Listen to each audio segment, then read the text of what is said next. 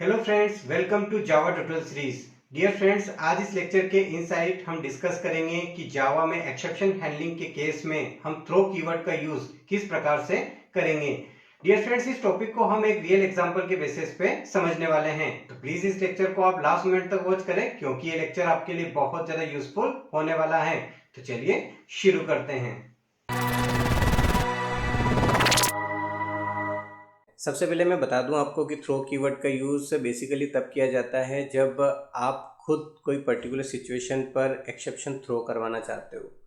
यानी कि जिस तरीके से प्रीडिफाइन एक्सेप्शन थ्रो होता है उसी तरीके से आप भी एक्सेप्शन थ्रो करना चाहते हैं पर्टिकुलर किसी सिचुएशन पर, तो आप थ्रो कीवर्ड का यूज़ कर सकते हैं। तो इसके लिए आपको यहाँ पर एक मेथड बनाना पड़ेगा। आप किसी भी नेम से मेथड बना सकते हैं। मैं यहाँ पर शो एक्सेप्शन नेम से एक मेथड बना रहा हूँ, तो फटाफट बना लेते हैं। मैंने लिखा पब्लिक स्टैटिक वॉइड, और अभी भी मैंने बताया कि मैं शो एक्सेप्शन नेम से एक मेथड बनाऊंगा, तो मैंने यहाँ पर बना लिया। बहुत आसान है। और मैंने आपको बताया था कि कभी भी जो एक्सेप्शन आता है उसका ऑब्जेक्ट थ्रो होता है इस तरीके से। तो आप यहाँ पर थ्रो कीवर्ड का यूज़ करेंगे, फिर उसके बाद न्यू कीवर्ड लिखकर उस क्लास का नेम यहाँ पर लिखेंगे जिसका एक्सेप्शन आप थ्रो करवाना चाहते हो। आप कोई भी एक्सेप्शन थ्रो करवा सकते हो। मैं यहाँ पर अरिथमेटिक एक्सेप्शन थ्रो करवा रहा हूँ, और इसके इनसाइड आप अपना मैसेज डाल सकते हो। सबसे बड़ी बात ये, अपना मैसेज यानी कि जो सूटेबल हो इस कॉन्सेप्ट के लिए। मैं अभी डमी मैसेज डाल रहा हूँ, दिस इज़ माई एक्सेप्शन, इस तरीके से। तो बहुत आसान है। अब बात यह है कि जब भी इस मेथड को कॉल किया जाएगा तब ये अरिथमेटिक एक्सेप्शन आएगा, और अगर ये एक्सेप्शन आएगा तो आपका जो प्रोग्राम है वो अब नॉर्मली टर्मिनेट हो जाएगा। मैं वो पूरा बनाकर बताता हूँ आपको। यहाँ पर सबसे पहले मैं यहाँ पर प्रिंट करवा देता हूँ। यहाँ लिखा मैंने स्टार्ट मेन, और इस स्टेटमेंट को एक बार और प्रिंट करवाते हैं, बट उसमें मैसेज चेंज कर देते हैं। मैंने यहाँ लिखा फिनिश में, इस तरीके से देख सकते हैं आप। अब मैं यहाँ इस मेथड को कॉल कर रहा हूँ, शो एक्सेप्शन को।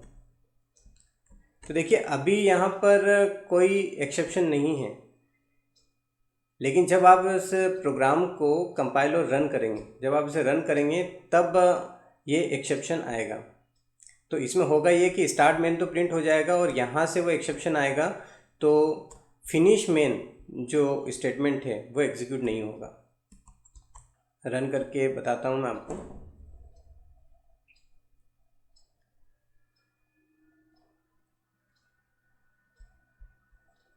तो यहाँ मैंने रन किया, आप देख सकते हैं यहाँ ऊपर स्टार्ट मेन प्रिंट हुआ है, लेकिन इस मेथड की वजह से वो एक्सेप्शन आया है, क्योंकि जैसे ही ये मेथड कॉल होगा तो यहाँ से थ्रो हो जाएगा अरिथमेटिक एक्सेप्शन का ऑब्जेक्ट। तो आपको क्या करना पड़ेगा, इसे ट्राई कैच में डालना पड़ेगा, तब आपका एक्सेप्शन हैंडल होगा। तो आप यहाँ पर ट्राई कैच यूज़ करें इस तरीके से, और इसे अरिथमेटिक एक्सेप्शन के रेफरेंस में ले लें। आप इसे अरिथमेटिक एक्सेप्शन के रेफरेंस में भी ले सकते हैं, या फिर आप इसे एक्सेप्शन के रेफरेंस में भी ले सकते हैं, और आप इसे प्रिंट करवा दें। बहुत आसान है। इससे यूज़र को पता भी चल जाएगा कि कौन सा एक्सेप्शन आया है। अब इसे रन करके चेक करके बताता हूँ मैं आपको। यहाँ पर मैंने इसे रन किया, और अभी आप देखेंगे कि हमारा एक्सेप्शन जो है वो हैंडल हो जाएगा।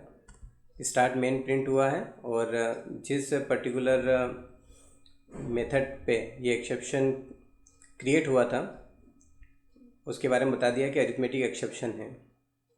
और यहाँ पर आपने जो मैसेज प्रिंट करवाया था दिस इज़ माय एक्सेप्शन, वो यहाँ पर दिखाई दे रहा है कि ये एक्सेप्शन है। ओके, अब इसके बाद हमारा जो प्रोग्राम है वो अब नॉर्मली टर्मिनेट होने से बच गया और उसके बाद का कोड जो है एज इट इज़ चल रहा है, यानी कि फिनिश मेन भी यहाँ पर प्रिंट हुआ है, आप देख सकते हैं इस तरीके से। तो सीधी सी बात यह है कि थ्रो कीवर्ड का यूज़ हम बेसिकली तब करते हैं जब हम खुद किसी एक्सेप्शन को थ्रो करवाना चाहते हैं, तब बस इतना सा है।